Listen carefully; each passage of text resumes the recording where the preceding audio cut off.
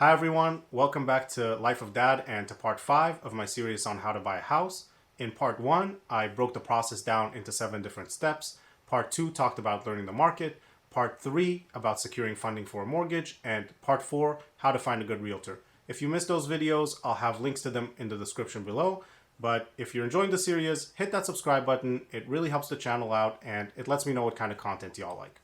With that out of the way, let's get to today's video topic, which is doing the focused search once you're ready to buy a house. If you've been listening to what I've said so far, by the time you're ready to buy a house, you should be pretty familiar with your market. You should have a decent idea of what your budget is, and you should have already moved to secure funding for your mortgage.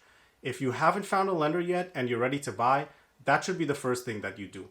When you make an offer, it typically needs to come with a pre-approval letter from the lender saying that contingent on underwriting, they approve you for a certain sum, and obviously that sum has to cover your offer. Hopefully you use the questions that I gave in the last video to interview and pick a good realtor.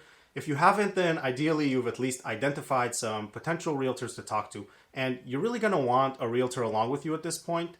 You actually may know the neighborhood you're looking at better than even an experienced realtor by now, but they have an eye for some of the small things that you may not think about, especially if this is your first home. Additionally, you're going to need the realtor to get you access to homes outside of open houses.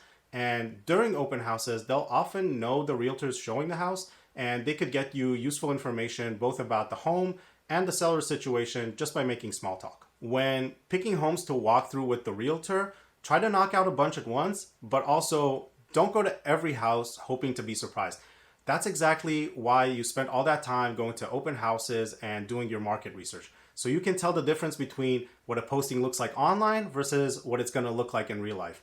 And zero in only on homes that are actually within your price range and that you really like and are in an area that you can see yourself living in.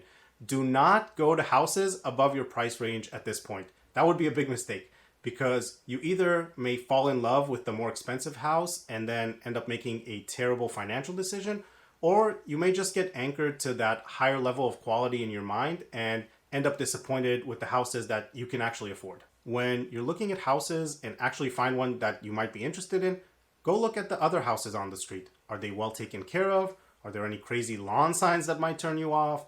Are there street lamps? Are there shady trees? Are there sidewalks? And if there's any neighbors out and about, don't be afraid to approach them. I did this multiple times and I got some really great information both about the houses and the neighborhoods. You can just go up and say, hey, I'm potentially interested in purchasing this house. Just wanted to introduce myself and ask you a few questions. You can ask them about the specific house, the neighbors. You can ask about things like, are there train tracks that run nearby or a loud highway? Is there a school that could cause congested traffic, or are you under a flight path? Basically, anything that you may not want to live with for the next 10 years, now's a good time to ask. At this stage, you should be in a mindset of ready to buy. If you see a house that you really like, don't hold off waiting for a better one to come along. Just go ahead and put in an offer. And also, don't wait for open houses at this point. If you see a house that you really think you might want to put an offer in on, and there's an open house on the weekend, go in the middle of the week. Open houses have a much higher probability of drawing multiple offers, and the owners may decide that they want to wait for the open house anyway to see if they can get a bidding war going. But if you go in the middle of the week and your offer is good enough, they may just want to get it over with. If you're too slow, you may get beaten to the punch, or you may find yourself in the middle of a bidding war. But that doesn't mean that you should feel pressure to put in a really high offer. You should really only be offering what you think the house is worth, and most importantly, what you can afford. And you may miss out on some. We actually missed out on 3 houses before we finally got ours. The first one, we just didn't have all our ducks in a row in terms of the lender and the real estate agent. And by the time we were ready, the house was already under contract, which is why I put so much emphasis on those steps in the first videos. In the second one, we got into a bidding war and we ended up losing, but it was also a function of dealing with a not so honest realtor. And for the third one, we put in a pretty low offer. We negotiated super hard until we got the seller to accept. But unfortunately, we had to pull out after having a really bad inspection. And finally, the house we got, we still ended up in a bidding war. But at this point, we knew what we wanted and we were ready to go in super aggressive, and we got it. So be optimistic. You will eventually get a house.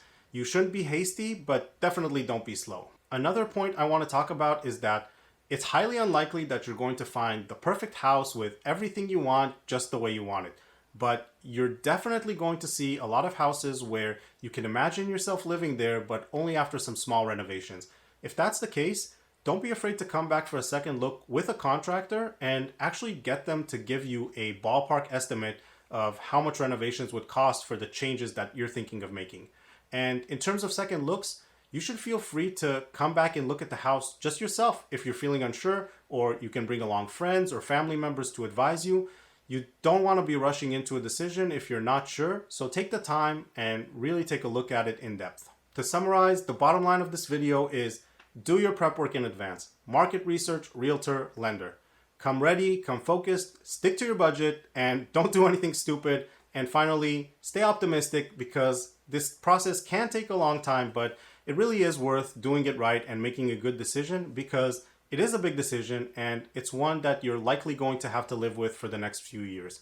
Let me know in the comments below if you have any additional tips or just share the story of how your family found your home. I really hope you got some value out of this video. If you did, please give it a like and consider subscribing. Thank you all for watching. See you all next time.